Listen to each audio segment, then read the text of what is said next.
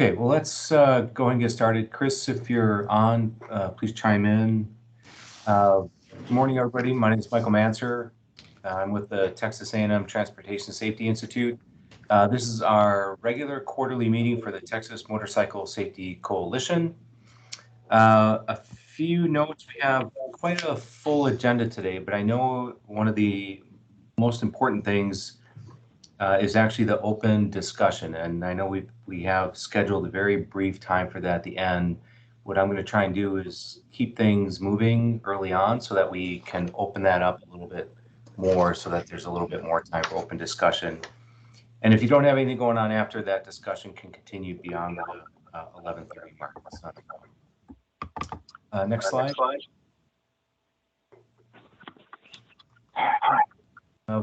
Okay, so a few things about webinars. We like to go over this.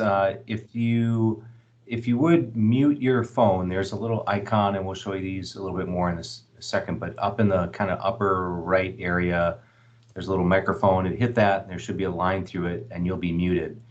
The challenge is if you're not muted, we get, of course, all the background noise, and we've had people who put us on hold, and we get that really lovely elevator music. Everybody gets to suffer through that, so we don't really want to do that. So next slide. Real quick, in the past we've used WebEx. We're using Microsoft Teams now. It's all the same functions, they're just in different places. You'll notice in the upper right hand corner there's a icon for video and an icon for your mic. When you want to talk, and we do encourage everybody to chime in if you have a comment about a topic we're discussing, please do unmute yourself. It would also be really helpful. There's an icon, let's see, 1, 2, 3, 4 to the left with the little hand and the smiley face.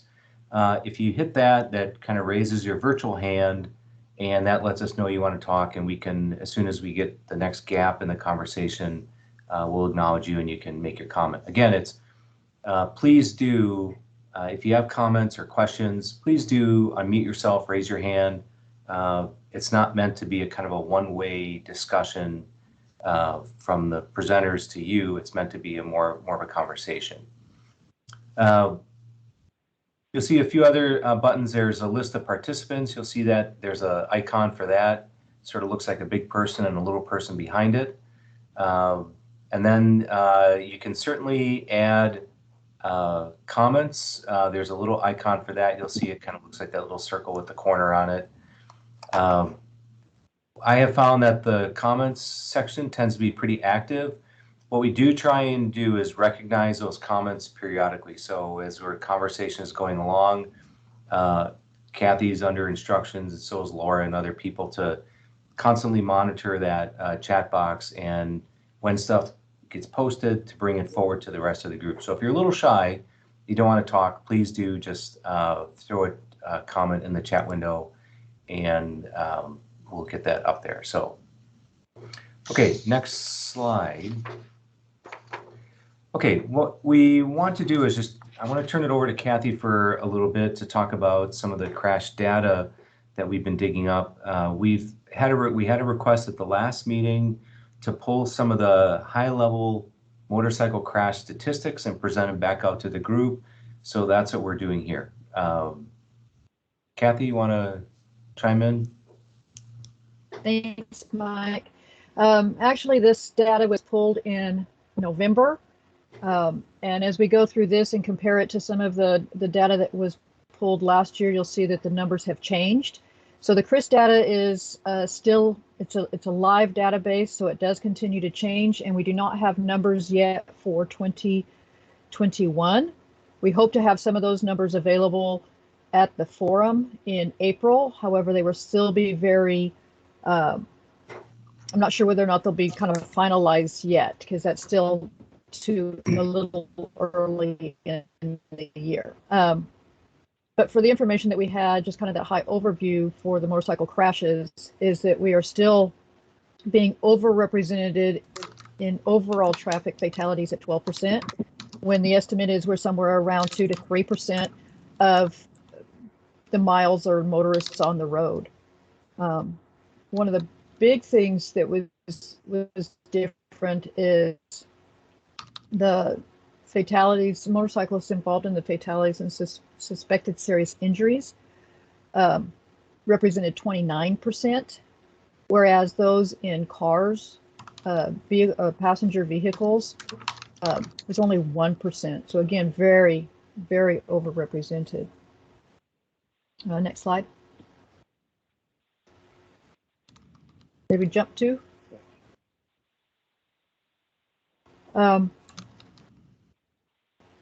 So one of the big issues is impairment, and we've got some more to talk about impairment on a couple different levels. But 31% of the fatalities for motorcyclists, the rider was impaired. It's almost a third of us out there. So even more is that BAC level is still up at an average of double the legal limit. It's just, I don't even know how you function at that level, but apparently some people are. Kathy, I got a question. When you state impaired, is that what percentage BAC and/or substance is documented on those reports? This one is specifically for blood alcohol. There's also impaired that includes blood alcohol or drugs, and I do not have those specifics. That's a little bit deeper dive into some of the data that we can definitely add to our list of things to look for on our next project for data review analysis. Thank you.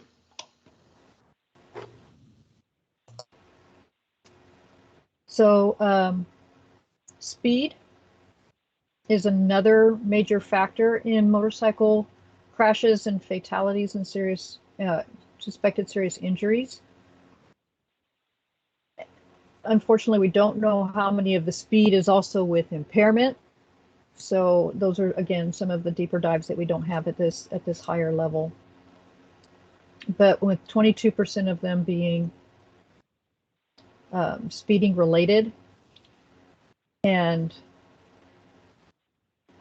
of those, 32% were actual fatalities. So again, speeding is another behavior that we would be looking to try to change.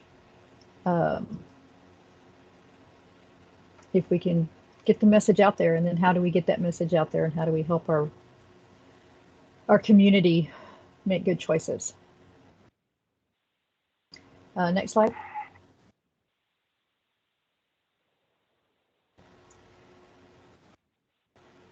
This one was a little bit interesting. We're now at 50%. That's been an increase of the single motorcycle rider fatalities were single vehicle crashes. So this is where the rider just made an error. There was nobody else involved. And that's increasing. So we now have half that's just rider involved, and then we have half that is a multiple vehicle, but we don't know, some of those multiple vehicles, the motorcyclist was still at fault. So that's a concerning statistic. And of those single vehicle crashes, a little over half of them are in rural areas. So the other 49% are happening in urban or other areas.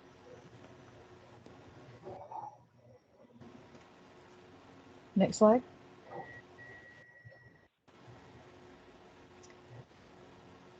And then we looked at some of those multi-vehicle. This one, I can't say whether or not it was multi-vehicle, because you can still have a single vehicle incident in an intersection, but these are ones that happened at intersections. So of the motorcyclist fatalities, 31% were in intersections.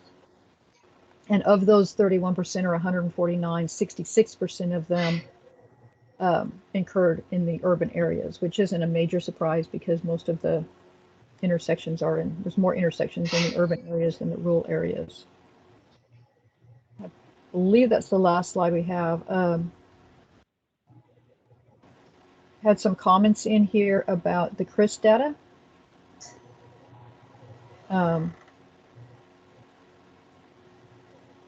And Gabe shared a website. If anybody would like to pull that from, and it'll be also shared in the notes.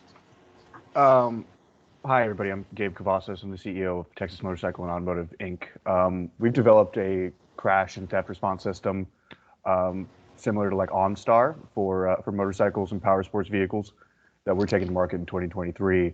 I was one of the first software developers in the Army. And while I was in the Army, I lost multiple soldiers to single vehicle motorcycle accidents. And I wanted to see something like this out there. And so everything that you're talking about is exactly what we've been doing for the last 2 years, developing this thing. And I actually have a great PowerPoint that I just had made by a data scientist that we're using a lot of this data, and shows actually where all the crashes are that I could share with you guys after this. Thanks, Gabe. And it's Mike. You had your hand up too. You're still on mute. Me, Mike, or? No, it's Mike Valentine. But you're on mute because we can't hear you if you're saying anything.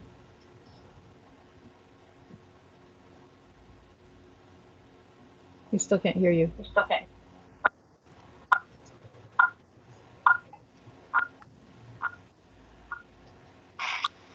Okay.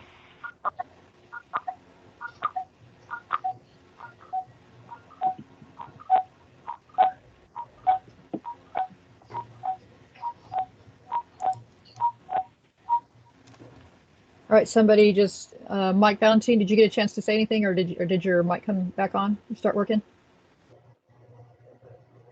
No? Okay. Then we'll move on. Next slide.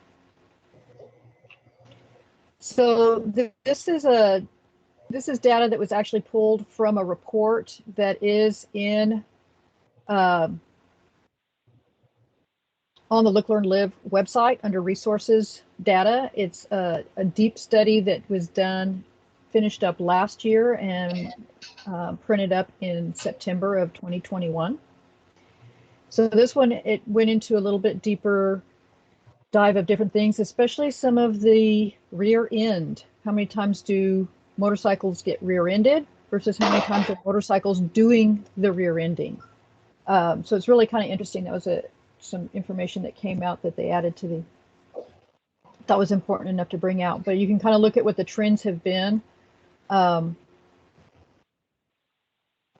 time, with the dark blue being the fatal injuries have gone back up. They went down a little bit, and they're headed back up again. So since 2019. And then the suspected serious injuries have remained about the same since 2018, 2019. They're really close. So overall, we're still being overrepresented, and we can do anything that we can do to help improve safety on the road. Any other questions before we move on? This is Michael Matzer again. I just want to note there's one other statistic that usually comes out in the data, and that's basically when you get in a crash, what's the proportion of people that die? That sounds a little funny, but when you look at the overall, when you look at passenger vehicles, the number of fatalities by crashes usually have about 2%, 1% of the people that die in a crash. For motorcyclists, it typically ranges about 12 to 14% of people die when they get into a crash. That statistic is kind of off the charts when it comes to almost every other group except for maybe pedestrians.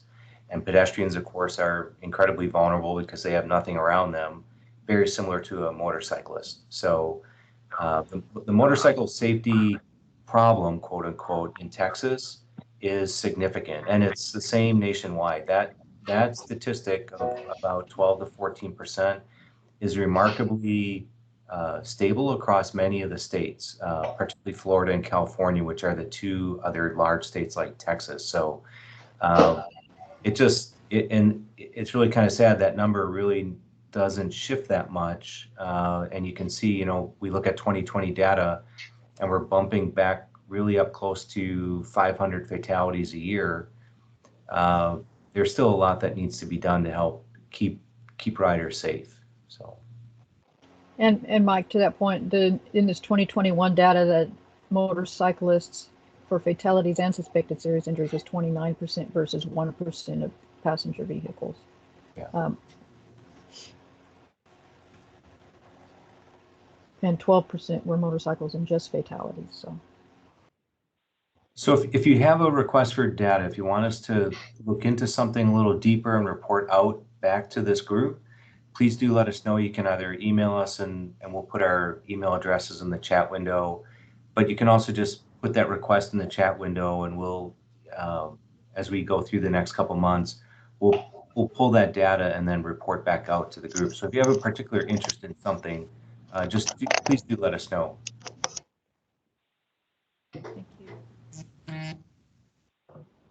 Okay, we'll move on. If there aren't any other questions, we'll move on to a report out by Tdlr. So I'm going to turn it over to Ford Strawn. I'll let him do his title and name and all that stuff. So, Ford. Thank you, Dr. Manser. Ford Strawn, or Michael Strawn. I'm the senior manager for our Education Examination Division, and here to give you our update today. I know a lot of y'all, and just a heartfelt thank you to Dr. Manser and your whole team for hosting this. And in hindsight, I guess I should have sent you maybe some slides so we could tackle along there, but instead, y'all will just have to hear me talk today. So first of all, we always like to start out, you hear me say it every time, if you don't already subscribe to our email list, please do so. It's on our website, tdlr.texas.gov. At the very top of the page, it says email updates. Only takes a few seconds. Go and sign up for it, because we will always send updates out for rules and different processes, different changes that are coming, any legislative changes, other things that are happening in the program. We're going to send those out. It's very difficult for us managing over 800,000 licensees to take a step back and then email every single individual for every industry individually. So that's how we contact you all. So please do that if you don't already. One other key thing to talk about is just in general for Tdlr, we have a new executive director starting February 1st. Brian Francis, many of y'all maybe have met him or seen him in some of our meetings. He is retiring, and Mike Harris Mendez is now taking over. He's already kind of lock in step with Brian. We don't know what those changes will be. I'm sure he will carry on a lot of the traditions, but he's very focused on making sure that we're more efficient, that we're serving our Texans the best that we can. And so I know he's going to come in with some renewed vigor, and we're excited to see kind of what that change brings to us. One of the important changes we always want to let y'all know about as well is that we have a new emailing system, and we're still working on that, or a new system for tracking everything. It's called Dynamics, and really what you used to have was emailing everybody individually in the past. Now on our website, we have basically a web contact form. So you go to email us or contact us. It has drop downs, and so it'll ask you to list your topic that you're contacting us about, your name, your license number, provide any attachments. The reason why we've moved to this is because we have for far too long just put out the fires that come or answer the emails that are coming. We're actually using the data and the analytics now. My team actually just pulled them for the first of this year for the last 2 months, and we have begun using that data to work smarter. If we see that there are a lot of contacts about people not knowing what specific information is, it allows us to go out and do that. If there's an area where we can put an online process or clean up our website, we make sure that we do that. Or if there's clarifications need to happen in an industry, it's allowing us to really see that. We've done it in some other programs so far. We're looking at some of the things that we're getting questions on right now inside of motorcycle, and we're also looking at really using this data to push a new online system for online renewals, online, license checks, or reprinting your licenses, and getting us from this manual process that we have into a more automated process. So this data is becoming invaluable to us as we move forward.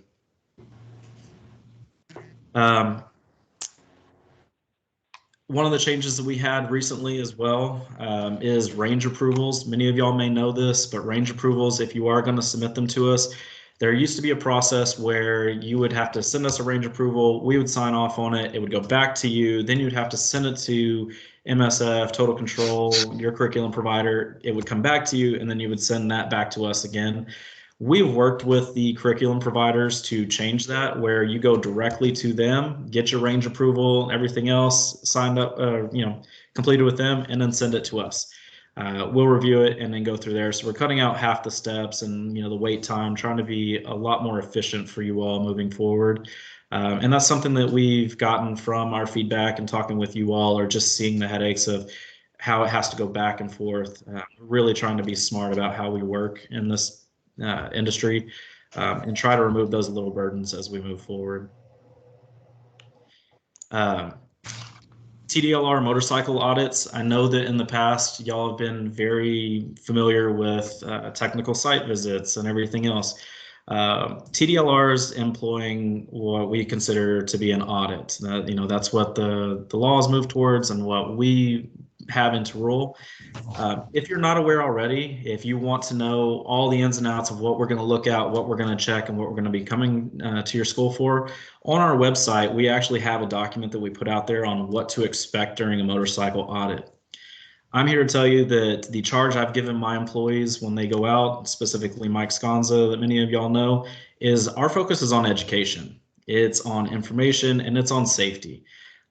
We're really taking a different approach, and we have gotten some good feedback on it so far. And for those of y'all that are currently awaiting an audit or that have already been through it, I'm always looking for your feedback. In fact, I've developed a survey that will be getting sent out to people that have been through an audit to hear your criticisms. What did you like? What did you not like? Was it of value? And what could we add to it? Because we're here to serve you all, and we're trying to make sure that we're hitting the mark on that.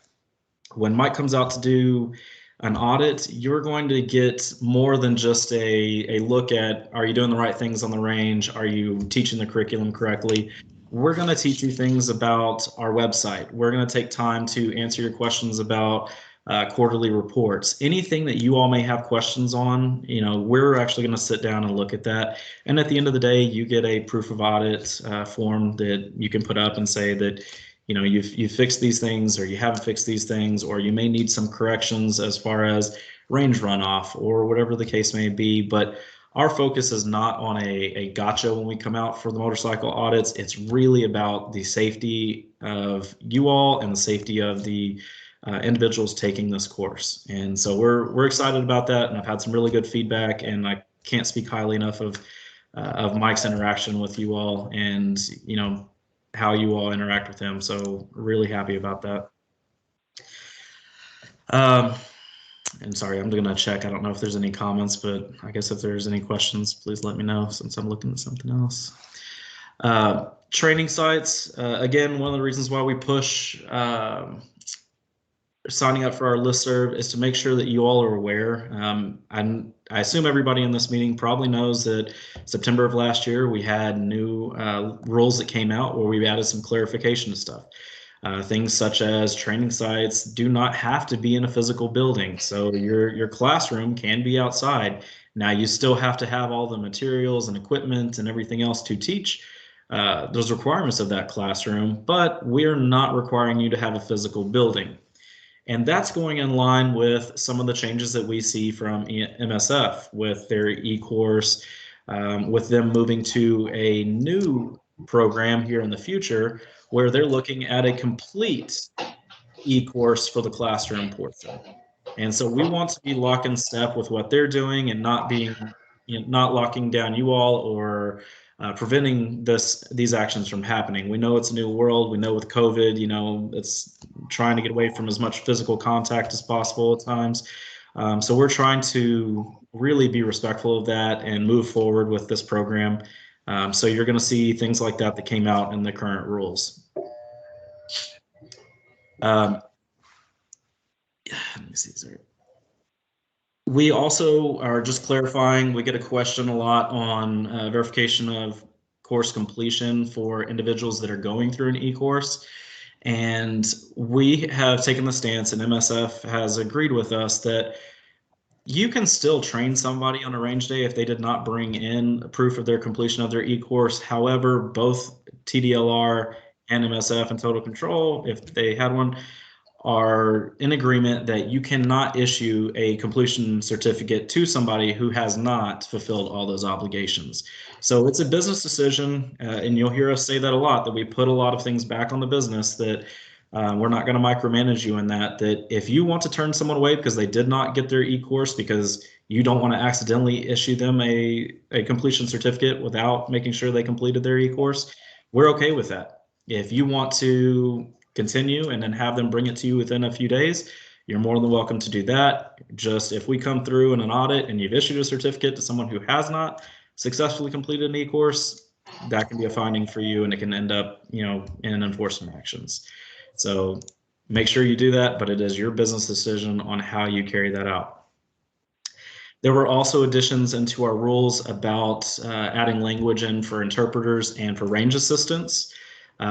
I'm not really going to list out every single thing that range assistants can necessarily do or not, but basically, in a sense, they cannot provide any form of instruction or evaluation of those students. They can do non-instructional support. They can move bikes. They can set up, equipment, classroom, cones, different items for range exercises. They can even perform the on-site motorcycle maintenance and demonstrations, but they cannot give feedback or provide instruction to students as to what's going on. So please, if you haven't already, take a chance to look at the current rules for the program, make sure you're up to speed on it. And if you'll have any questions, of course, I will always answer them through email, and I can provide that here in a little bit.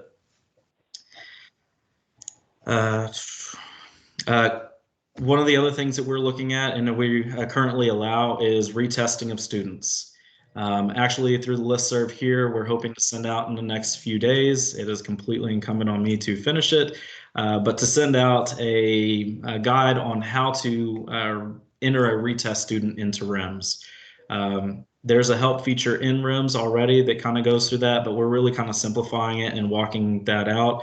We'll release a statement on that as well. But one of the things that Mike does as well when he comes out for an audit is show you how to retest a student. And if you are going to retest students, we just ask that you have a policy up front on what that looks like. You don't have to retest a student. You can have a no retest policy.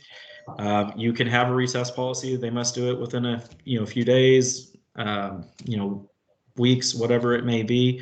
But we just ask that you state that up front. But we're going to release some information here to kind of walk y'all through that, because I know it's a different area of RIMS that maybe not everybody has explored. And then also, one of the big changes that came out of the rulemaking is the instructor ratio is now 8-to-1 in Texas. Many of y'all are in RIMS that may still be 6-to-1. There's not a classroom requirement for it. There is not a step type program anymore. If you find that you cannot teach 8-to-1 due to RIMS locking you out, please let us know. Shanasty and her group will get that fixed immediately for you. We've tried to go through and make sure that people are converted over to it, but in Texas, we are 8-to-1. We do still honor if a curriculum provider provides a more stringent standard and they require it, we will honor that. But in Texas, we are not being more prescriptive. Just like with range runoff in initial adoption of our rules, we did not require an extra 20 foot of runoff. It's just the 20 foot that there is now versus the 40 that it used to be.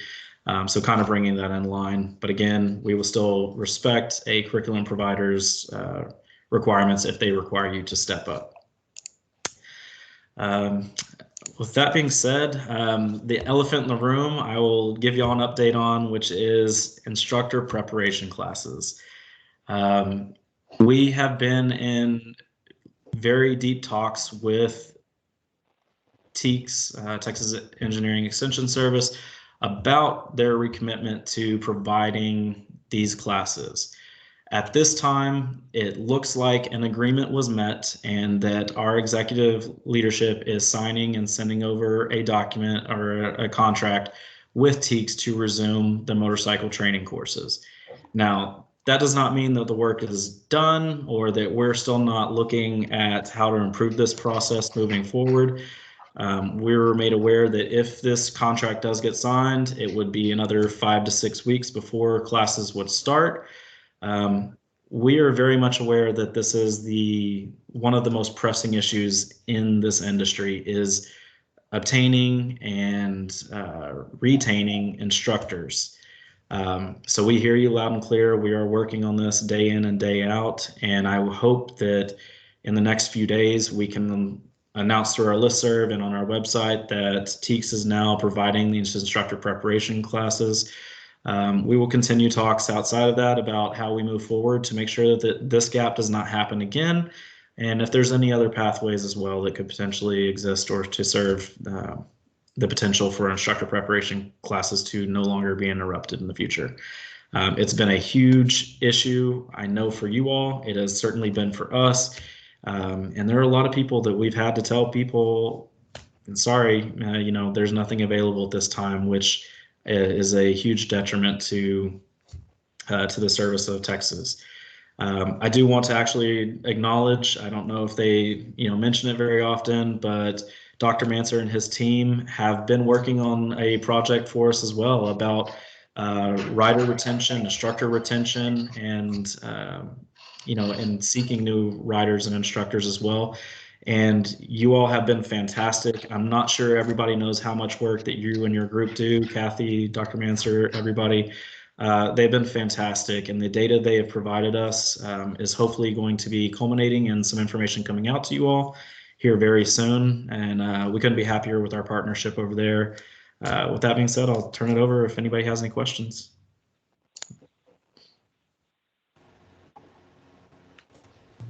Well, any questions for Ford while he's here? Either enter him in the chat window or unmute yourself. And So Ford, is Kathy.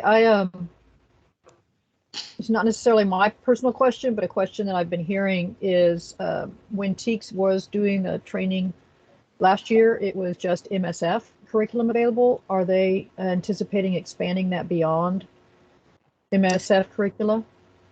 That was actually one of our major sticking points in the contract, was to provide training for any provider or curriculum provider that is approved in Texas. I can't tell you right now if it's something that gets pulled out of the contract or not. I will tell you TDLR at this point is committed to signing a contract and getting something in place. But there was a big focus on providing that. They did mention that there's an opportunity for their CLCs, their contracting process. I don't, that has always existed though, and I don't see that it's been enacted in the past. It has been a very, very big push for us though to get Total Control to have support in this, because I realize the imbalance that exists there. I don't know what's going to fall in the final days of this contract being signed, because there are edits going back and forth between everybody, but it was a very big part of the negotiations. Yeah, and this is beyond just Total Control, as there were some track days and some track racing training that had been going on that was shut down several years ago due to regulations and rules that they were wondering whether or not they were going to be able to do anything again as well. So yeah, I would advise those people to contact me if they had any questions about it. TDLR took a stance that a track day only school is not something that we are going to regulate because it does not end in a official document or a licensure here in Texas. So it was outside of our scope, or our official charge. So I would be happy to talk to anybody that may have questions about that, so feel free to direct them to me. Good, thank you. I think the only question we did have, I think you already mentioned who was taking over. Oh, this was for TEEX, and we don't have a representative for TEEX. I'm sorry. You said we had a new representative at TDLR. So, Joel, as soon as we figure out a representative from TEEX, we can address your question. Yeah, and I don't have that information either, nor would I be able to speak on who TEEX hired if I did. So. Thank you. We appreciate it. Yes, ma'am. There's no other questions? Great. Our next slide is about our motorcycle safety forum that is coming up in April. The save the date went out for April 9th. We are planning on doing a live event this year, as well as having potentially some virtual components to it as well. If nothing else, some way to maybe record and upload so that those that cannot attend will still have access to the information, and we really would like to hear from some input. This is a tentative schedule and ideas that we have put together based on the input from everybody from last year's forum. So we are looking at having a keynote speaker this year, since it is live again, focusing on behavior change or perceptions, ways that every motorcyclist and motorist can understand how their perceptions can increase or decrease, increase their risk or decrease their risk while on the roadway, and change their behaviors to be more aware. Also, just kind of in that same venue of just being able to change behavior change overall, because that's one of the things we've talked about in our community is changing behaviors is the only way to increase safety margins. The breakout session 1 and 2 are an either or. You choose to go to one session or the other, and we're looking at crash data. And then hopefully we'll get some information from TDLR if they would like to join us for that, because it will be a little bit different, hopefully a little bit different group as well. Gabe, thank you for raising your hand. We'll definitely keep that in mind, because no, we have not filled all our panels yet. So another thing that was looked for was safety technology. So we're looking at gear, vehicles, infrastructure. We have lots of research that's been going on at TTI about barriers and road surfaces, as well as maybe looking at some of the gear manufacturers and what they do to put technology into their gear as it's being created.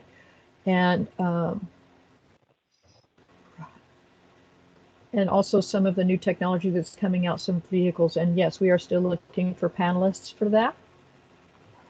The other half of that breakout session, or different part of that breakout, would be there's been a lot of questions around lane filtering, lane splitting. While the coalition does not and cannot do any lobbying for legislation, we would like to have the conversation so that everybody has information. And that is another one that we would be looking for people who might be good representatives to understand that particular topic. Breakout 3 is like a round robin, so everybody would have the opportunity to go to all 3 sessions. Preparing for the ride, mind, bike, gear, routes, communications, preparing for emergencies. So Spitfire, I saw you come up here for Road Guardians. That might be a good opportunity to have somebody from your team on that panel. People who are long distance riders, people who are have been riding for a lot of years, have done a lot of different types of trips. This was an opportunity for for helping people maybe coming in new to understand how to get things ready, how to communicate with others in their group, as well as if they're going alone, how they can keep in communication so that anything happens, they know how to be found. Since alcohol has been one of the major issues and is increasing with motorcyclists, and it's some of our focus points for this year in a couple different ways. Finding out from TABC, how are those that are serving the alcohol in public being trained? How can we partner with those establishments? There's also Texas AgriLife. Michelle, or Laura, did I get that right? Texas AgriLife has a motorcycle BAC simulator that I saw a few years back that I think might be really fun to bring out and let people sit on the simulator and kind of experience what it would be riding impaired, and maybe open some eyes, because the fun thing about those impairments simulators is that the one thing that you don't have when you're actually impaired is good judgment or a clear mind, but with the simulators you do, so you can see the outcomes and be able to internalize and maybe make some better decisions. And then our last one is we wanted something outdoors, but we also wanted to look at how we can partner with law enforcement to be an education outlet for us as well on any stop that they make. How can they be a partner and an educator more than just an enforcement? So maybe looking to invite some motor officers, do a rodeo. They've got some mad skills when they're motor officers, and maybe share some of the experiences and maybe share how we might be able to better partner with them. So please, I thank you all for that have put your name in the chat box that said that you'd be willing to participate. If you know of anybody that might be a good fit for any of these panels, we are still looking for speakers. These are just kind of the topics. If you have any suggestions for maybe adjusting a little bit, please let us know that. This is a forum that's being built for you and those others in the community that are interested in promoting and learning about motorcycle safety and how to improve safety on the roads with motorists and motorcyclists. So please share your ideas, recommendations. We'd love to hear it, and we need to get moving quickly to get this thing set up for everybody.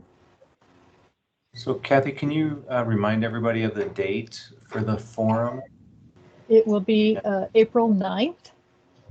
It's a Saturday, April 9th, and there's also planning to have our next coalition meeting be Friday the 8th, so we can make this a little bit longer. Thank you, Michelle. She just put the reminder in the chat box, so you can copy that out. So we'll have our coalition meeting on Friday and then our forum on Saturday.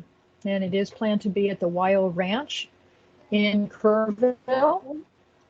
We were kind of holding off on that because COVID has been heating up again, but it's also seeming to burn out. Hopefully it will burn out fairly quickly and we'll be able to still do this in a live forum.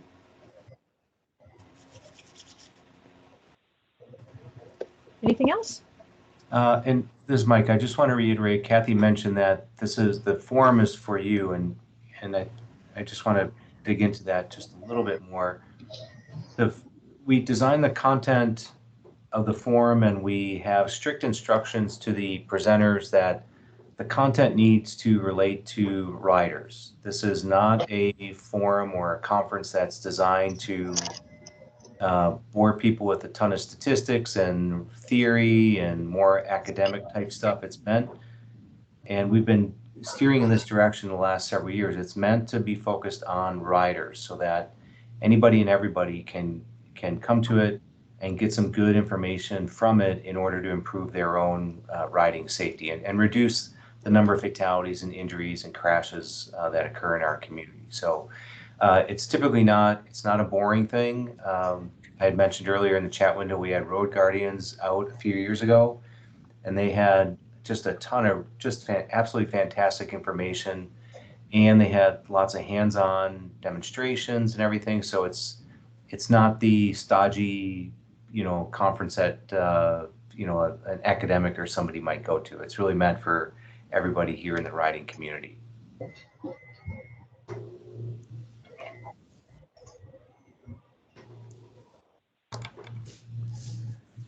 Okay, any other questions on this? We will mention the registration for the conference will be up on Look, Learn, Live shortly, probably in the next couple weeks here. We will also send out a link to that registration through our contact list. So if you're a member of the TMSC and you get those occasional emails from us, you'll get it there. And then we will also post a link to the registration through our social media channels. So if you like on Facebook, if you like the looklearnlive.org group, you'll get notices from them, and we will have the link to the registration there as well. And if you get the link, when you get the link, and you know some people who may be interested in attending, please do send them the link. The conference itself is free. There's no cost to attend. If you want to spend the night, we have worked out a deal with Ohio Ranch for a reduced nightly rate. And typically that time of year, the weather in Kerrville, Texas is pretty decent. So it's really wonderful riding area in the hill country out there. And Kerrville is kind of right in the middle of it. So it's really, we've tried to make this as motorcycle friendly as we possibly can. So.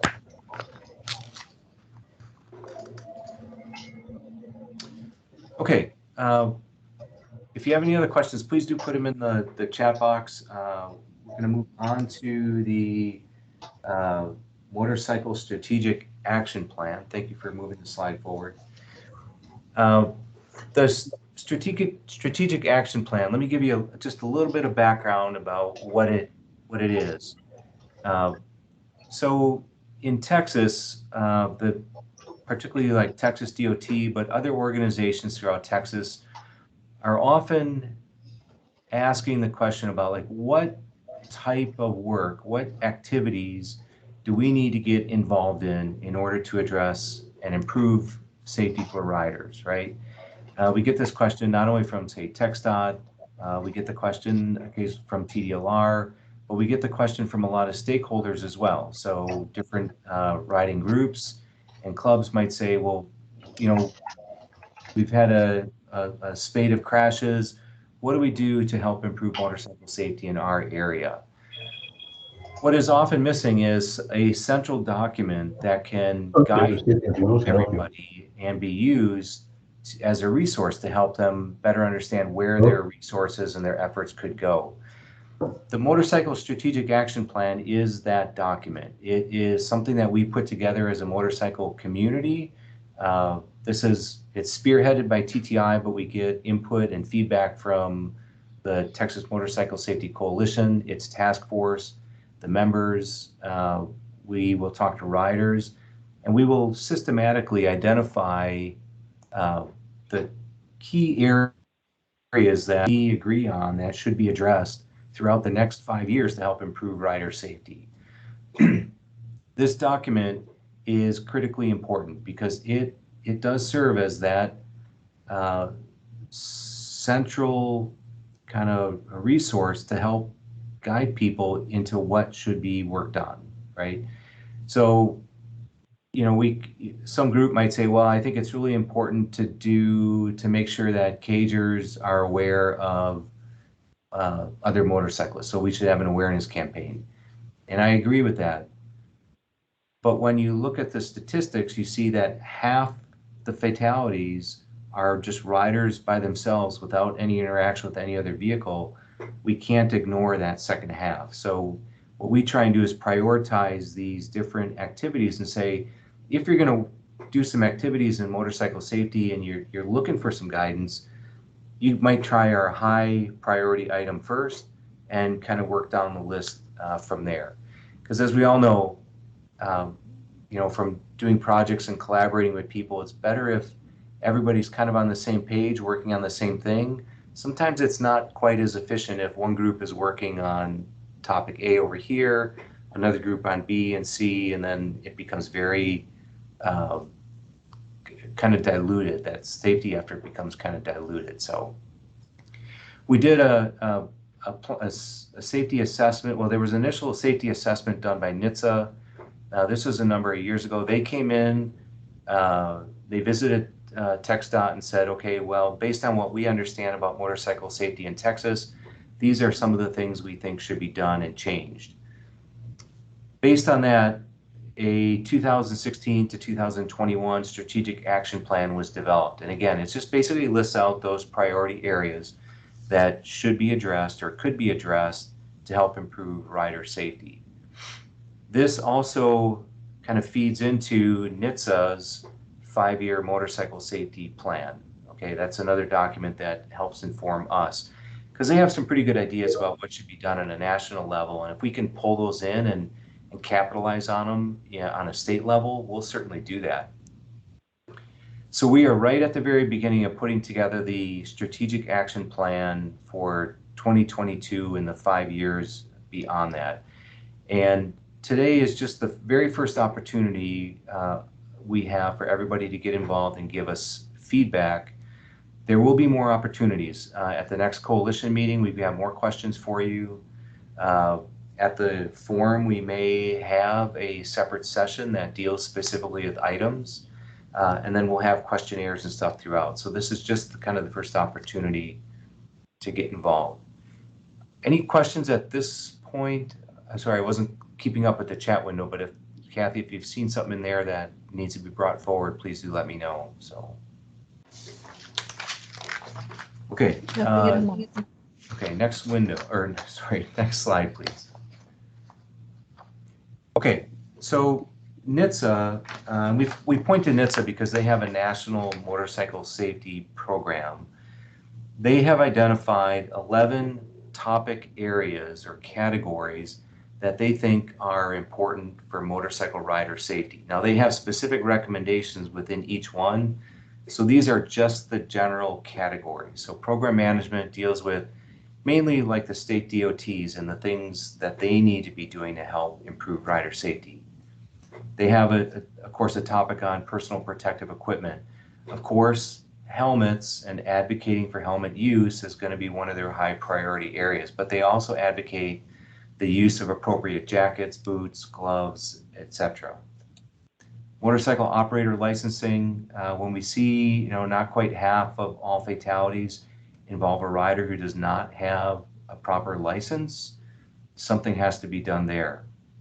Rider education and training, alcohol, of course, is a big issue it comes up every single year in statistics. Legislation and regulations, of course, law enforcement, how do they get involved? Highway engineering, this involves things like how should the roadway itself be designed to help improve rider safety? So you often see when, for example, when cars, a road that hasn't been repaved in a long time, there are two very slick areas where their tires, after millions of tires have rolled over it, it's become very slippery. They're trying to find out ways, without having to redo the entire road, how can we improve the friction on that road that's been smoothed out? And this is particularly important in curves where a rider might low side going through a curve as a bike slides out from underneath them. So conspicuity and motor awareness programs, communication programs, and then program evaluation and data. We talked a little bit about data today. An area that never seems to get enough, respect is the program evaluation. So when a program is conducted, there oftentimes is very little money that goes into determining how successful that program was. And that's important because you want to continue the successful ones, and the ones that weren't successful, well, maybe take the funding from that and put it into the successful ones. So, but these are the 11 areas that they recommend that we address. They have some specific items in each one, and we can share that document with you. We can actually put it on Look, Learn, Live if you're more interested in digging into this. Okay, next slide. So in the last strategic action plan, we identified countermeasures. There were about 50 or so of them. We ended up identifying a smaller sample of that, and some were high priority areas, some were medium, and some were low. And I think today we're going to get to just the high priority items.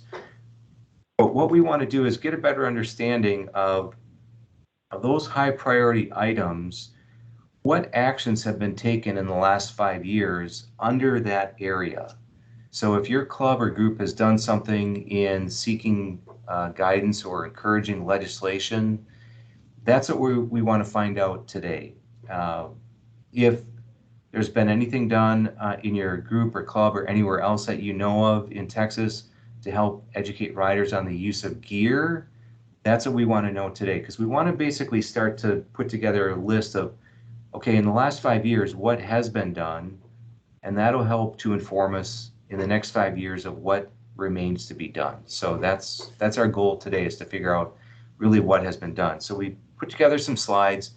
We're going to rely on your unmuting yourself, and so please do, if you know of something, unmute yourself and let us know, or add it in the chat window.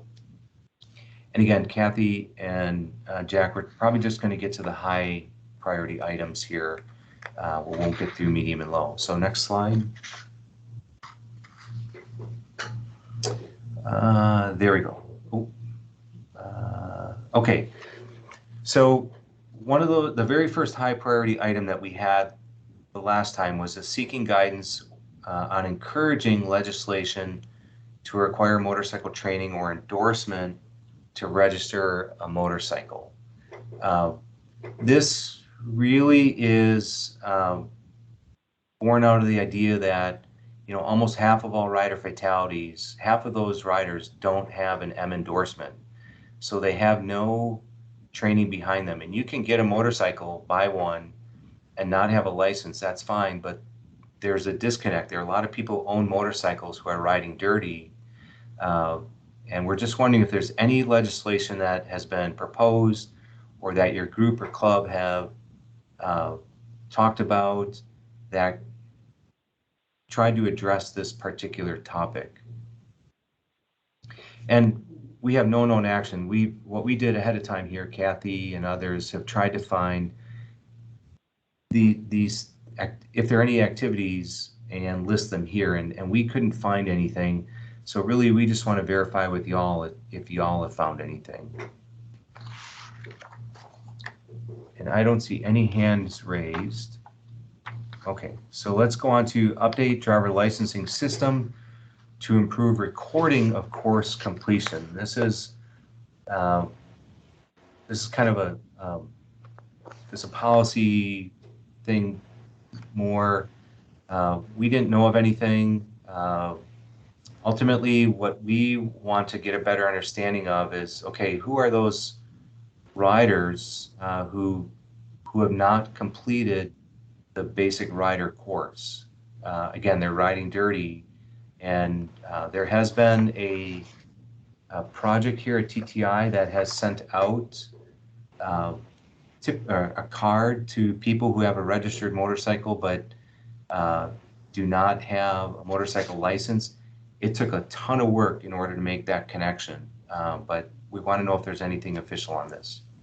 And Mike, this is actually the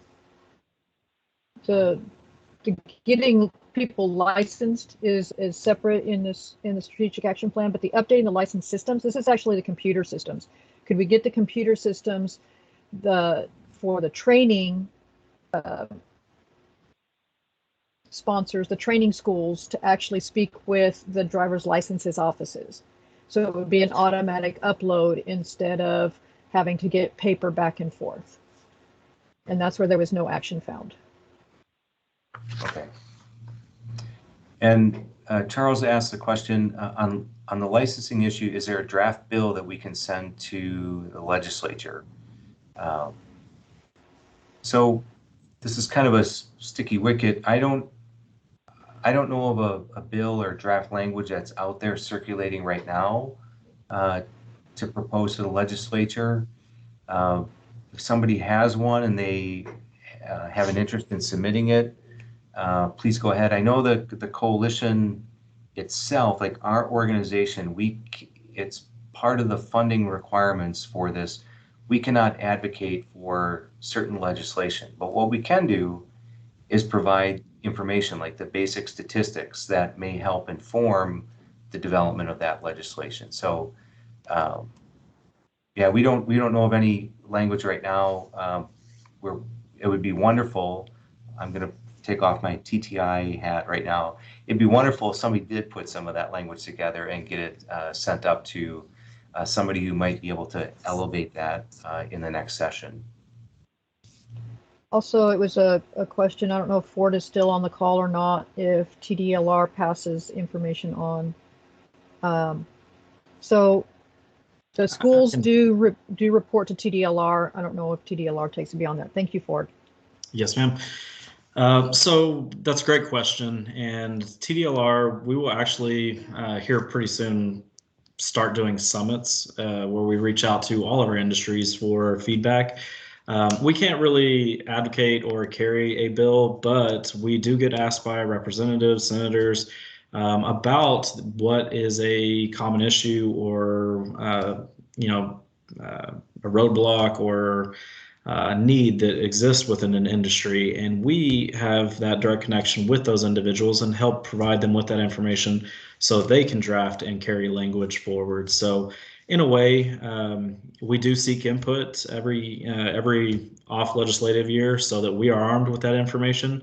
So when we're asked, we're able to take forward that information to them and provide them with what we're seeing in the industry, what we think would be the best fix or solution for this problem, and based off of what we're hearing from the industry. So we're always open to your input or ideas or what you want to see. We should hopefully start our summits soon and be able to send out a schedule on that. I know with COVID and Omicron coming up, it's usually an in-person thing, so I'm not sure how they're looking to do that or when right now. But it's usually like in the middle of spring when they usually do those types of summits. So. And on the training reporting side of it, I know that the instructors report to the sponsor reports through TDLR. Does TDLR send that to DPS licensing offices still, or is there still a disconnect there? Because that's the There's still a disconnect. I don't think that there was.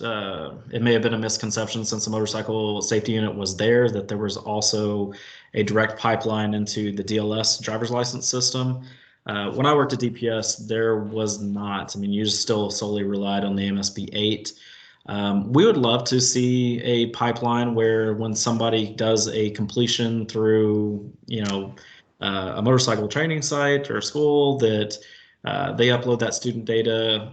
Let's say it's rims. Hopefully it'll be something else where it'd be more integrated into our systems. But you would upload that student data. It would push it to DPS in an overnight batch, and then if somebody lost their MSB 8 or whatever the case may be, it's still attached to that person.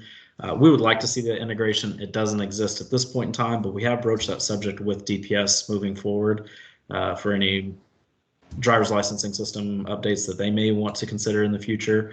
It's something we want to do on the driver education side as well, so it would be hugely beneficial for us. Great, thank you. And then I went back in the chat window. I saw that Glenn Pugh, P-U-G-H. I apologize if I'm mispronouncing that. He works for State Senator Dawn Buckingham and could help advocate for lane filtering. I'm wondering, maybe not today, but maybe Glenn can talk to us at some point about how some of these topics could get advocated by different groups or people. I know the Texas Council of Clubs and Independents is pretty active, but it may be beyond them. It may be helpful to hear from somebody who's directly involved in some of the policy development and I guess promotion of it. So, okay, next slide. Okay, one of the high priority items is to educate riders on gear use, including conspicuity. On the left, we've listed out some activities that have gone on in the last 5 years. These are primarily things that we've done through this project.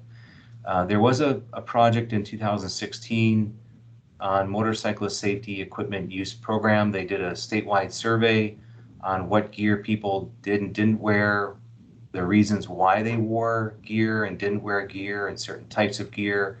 And then they built an education and outreach campaign around those results. So that research was really valuable in launching several gear use campaigns. And then you can see some of the things that came out from that just below, the Look, Learn, Live videos. And we have a lot of this stuff on looklearnlive.org. The Geared Up, Torn Up video series, which is really popular on the social media channels.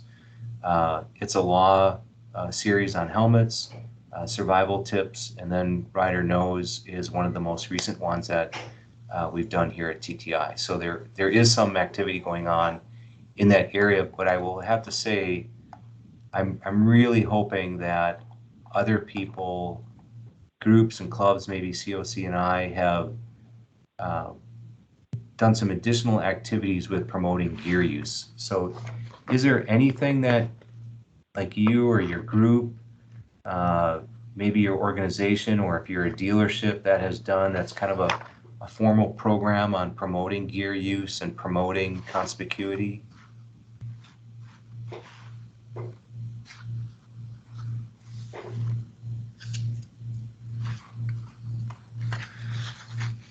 All right. Okay, if there is, if you think about it, please do let us know in the chat window or email us afterwards. Okay, next slide. All right, continue in-depth analysis of crash data to identify crash causation factors. This is really important because it helps when we get good data coming off of Chris and other sources. We have a better idea of what are the crash factors. Is it speeding? Is it alcohol, etc.? And then the countermeasures can be focused in on those. The data initiatives that we know about in Texas are listed on the left. TTI, part of the activities in this project, but also TxDOT has been really wonderful in funding separate projects to do these in-depth crash data analyses. I will say that the reports that came out of these different projects are all listed on Look, Learn, Live.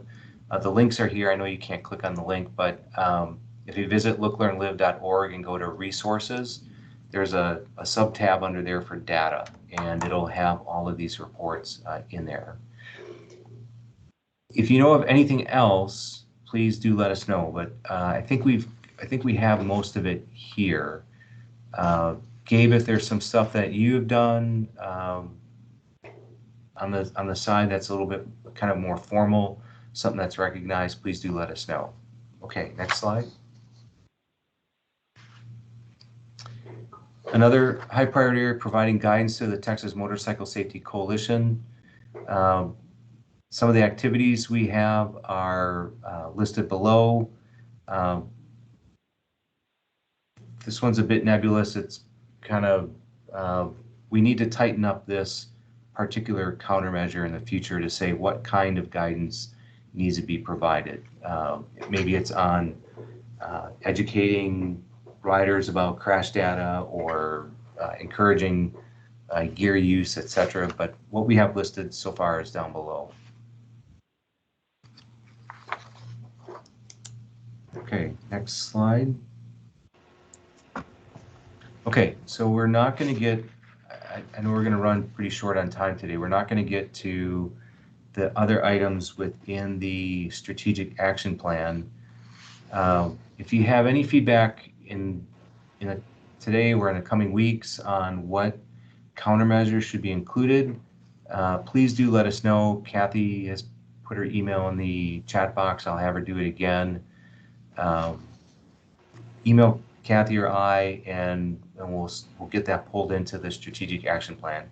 Again, this will not be the last that you've heard from us on the strategic action plan. This is a really, I have to say, a very critical document because TxDOT looks to this document very seriously when it considers what projects to fund. So if we can percolate to the top those items that are the most important, then that's what catches the eye of TxDOT and other agencies throughout Texas. So I also Okay. put the link in the chat for the data page on Look, Learn, Live, as well as the strategic action plan page on Look, Learn, Live. If anybody would like to do it, the documents are there. They are public and you can look through them. This was just, these slides were just pulled directly from those documents. Cool. Okay, let's move on. Next slide, Jack.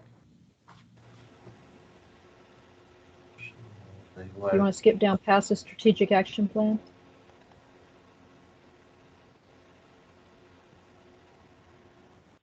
There we go. Okay. Okay, perfect. We have bylaws as part of the Texas Motorcycle Safety Coalition, and bylaws indicate that we're at a time where it's time to nominate and get a new Texas Motorcycle Safety Coalition chairperson. Chris Barres, who's online now, has served in this role since I think 2014 or 15 and has done an awesome job. And I want to thank Chris first and foremost for the effort that he's put in. I know it's, sometimes it's a little bit of work, sometimes it's a little bit more work, but you've done a great job. We want to, and we'll more formally acknowledge everything at the forum. But what we want to do is just make you aware that this position is open. We will have, Kathy can straighten me out, but the nominations are either posted now or they will be very shortly.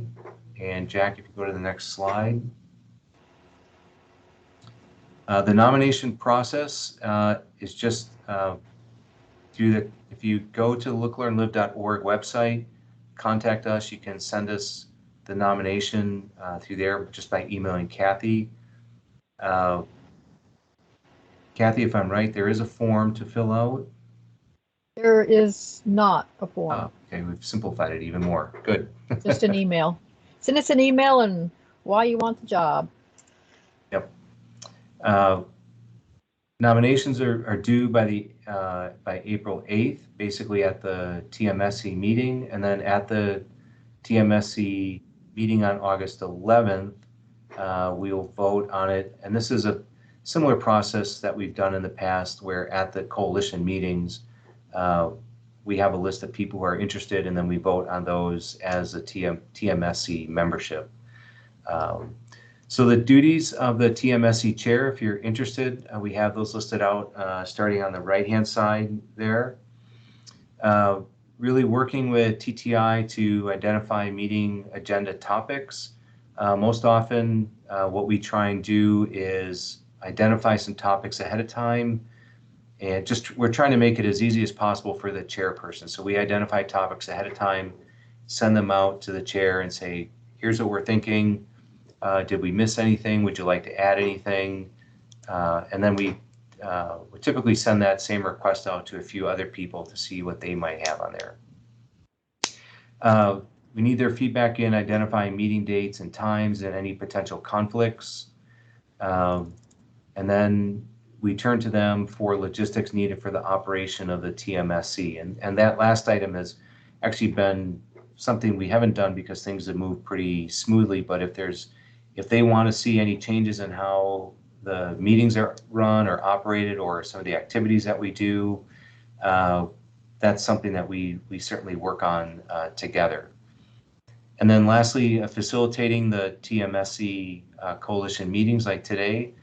And the one thing that's not on here is the TMSC chair is often providing a few opening comments at the Texas Motorcycle Safety Forum to basically greet everybody coming in and everything. Since the forum is really part of the TMSC, the coalition itself, it's very fitting that the chairperson is the one who introduces that event to everybody. So, and that position, that chair position, can grow or can shrink probably not shrink very much, but it can certainly grow if you wanted to, and if you want to become more involved in what the coalition does and helping to steer it. We would love that guidance. We are always open to help and new directions in conducting meetings, the forum, the events, and everything. So,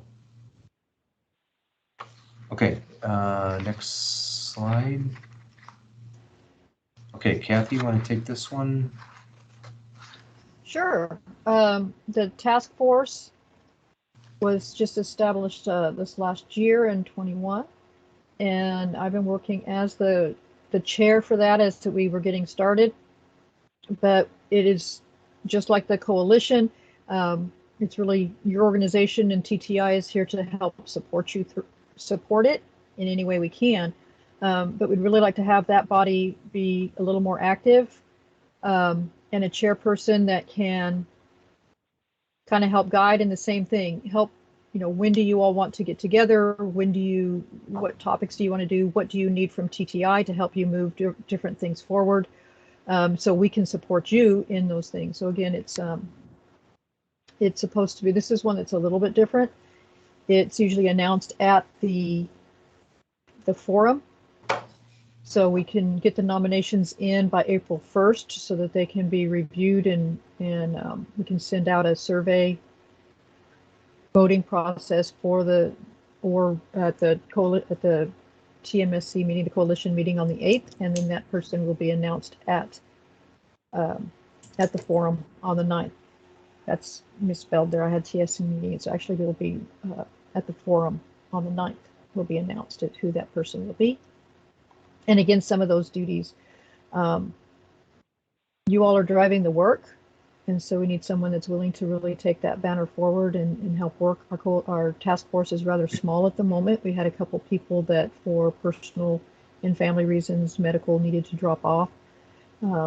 So I think we've got maybe 5-6 members of that task force, and it's really to kind of focus on maybe meeting a couple times more than just a coalition meeting, but to actually work on identify some specific items and work on moving those forward.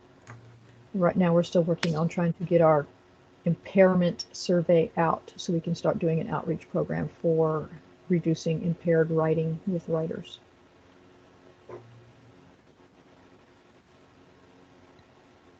Any questions on that one?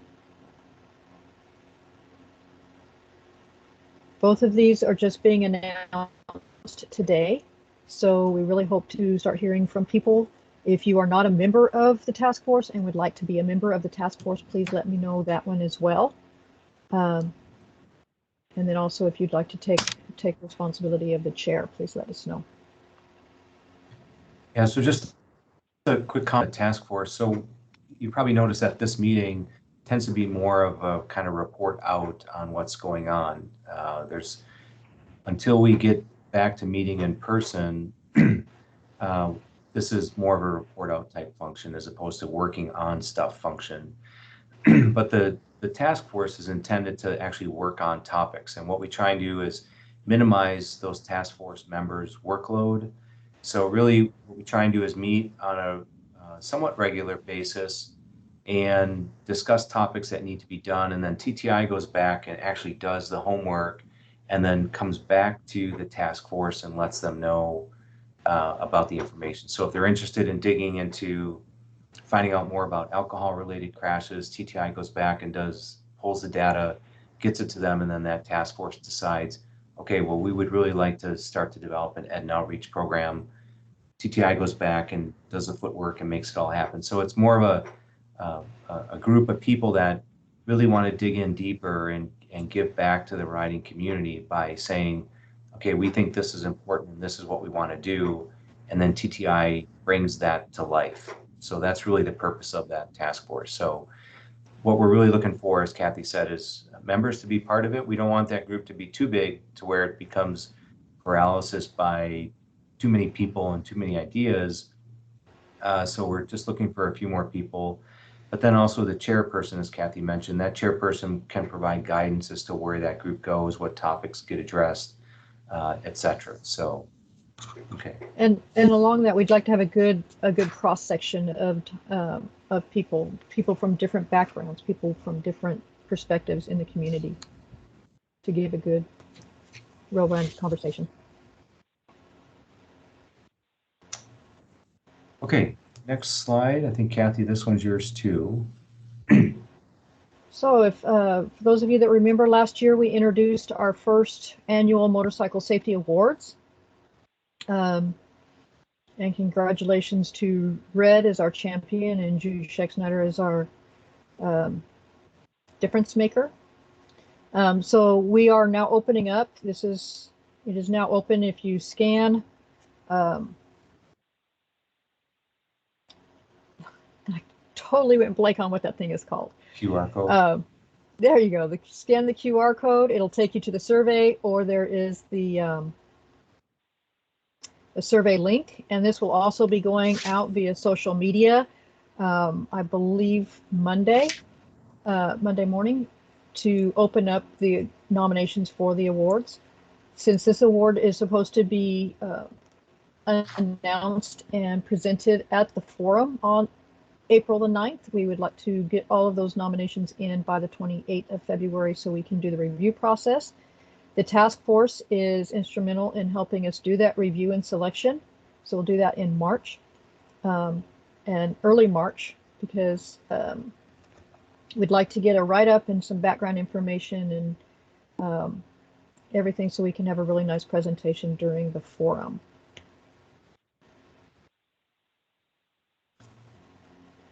That's all I have on that, Mike. Okay. We've got 5 minutes left. Yep, we're on updates, open forum, and new stuff. So this is kind of the open discussion time. But what I'll ask Jack, if you can go to the prior slide and just leave that QR code up there so people can write down. And maybe, Jack, if you can copy that link out or put that link into the chat window. I'll see what I can do about getting. Oh, Jack, you're even better than I am. Okay, any open discussion items, things you want to chat about? We tried to finish a little early. It didn't work quite as well as I thought it would. But we can certainly go along if that's all right with everybody. I see Laura has her hand raised. Yes, hi, Mike. So I'm about to put in yet another survey link into the chat window. This I'll say because Kathy was talking about the impaired writing survey that is in process that's going to come out shortly. This is a slightly different one, just to confuse the issue.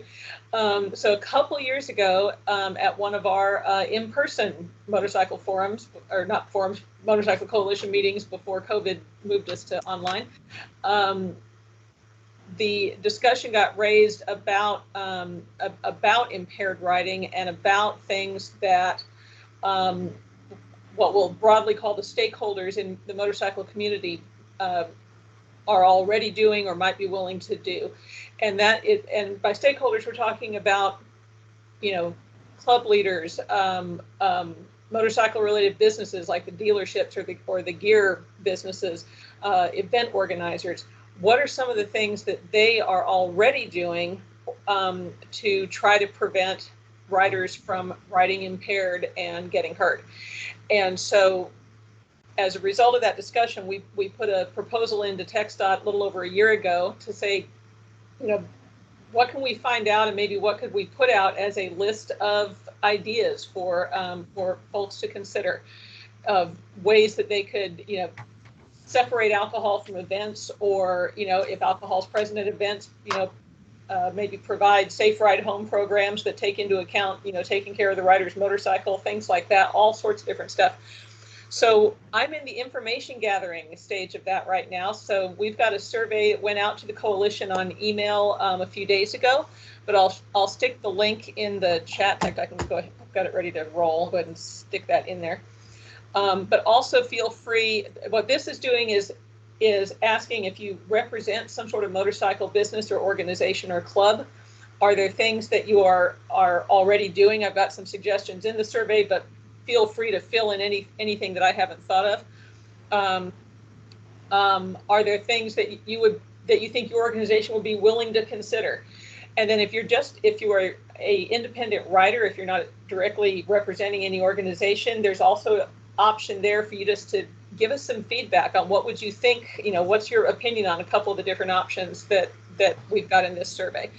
So like I said, this is just information gathering. We're trying to find out what is already being done and what people might consider. And the objective of this is to put together a kind of a little toolkit list of here's things that you might be interested in trying, and here's all the information that we've been able to find about how to do it, what it costs, if anything, and that type of thing. So sorry for the long-winded, but I'll put my email again in the chat.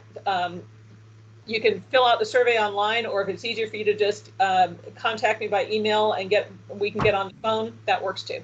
Thanks so much. Thanks, Laura. We also had Mark Evans from Sherry Matthews. If you're able to talk on the... Yeah, I'll say something really quickly. Some of you worked with you all before, but I work on TechSock's Share the Road, Look Twice for Motorcycles campaign, and we're starting work on planning for the events that we'll do in May. So as part of that, I'm starting to look for personal stories, riders willing to share their stories. They know they've been injured in a crash, a motorcycle crash with a vehicle, or have lost somebody in a crash.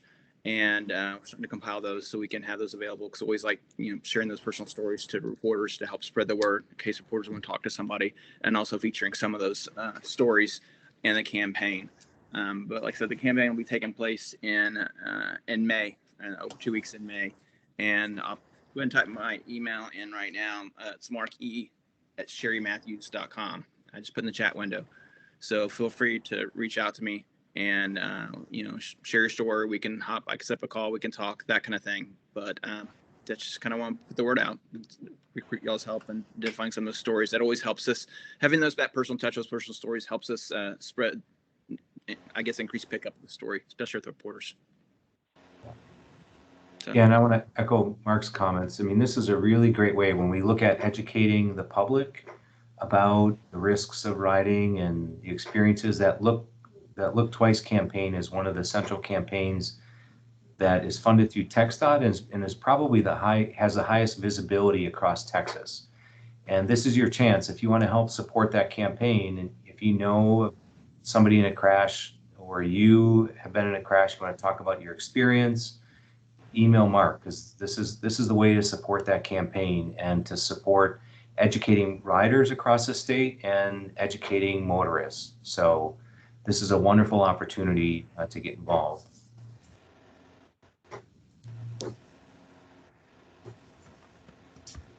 Okay, any other announcements?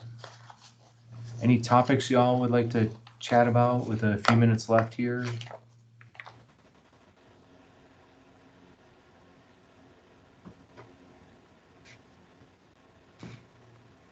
Okay.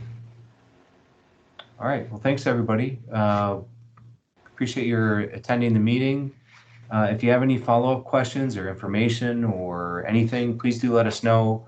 You can go to looklearnlive.org. There's a contact us. That email goes to me, or I know Kathy put her email in the chat box a few different times. Please do email her, and we'll get back to you with any information that you're requesting, or answer your questions, or whatever we can do. So, and, cool. Thank you, and everybody. Michelle said, please follow us on social media and share those posts that you see and the things that go out, because social media is going out multiple times weekly, I believe, with different topics. So share it, and thank you to TDLR for coming and sharing, and Ford put his email in the chat as well. Yep, Thank Kathy, you, everybody. I've got a nice long list of people to contact. Kathy, what's the date? Oh, there it is, April 8th. So that meeting will be held the day before the forum in Kerrville. We're going to try and do it hybrid, so you can either be there or chime in online to that meeting. So we're going to try and do both for people who are unable to travel to Kerrville. And we'll have that information on Look, Learn, Live very shortly. So Cool. Well, thanks, everybody. Have a good rest of your week and enjoy the weekend. Thank you. Thank you.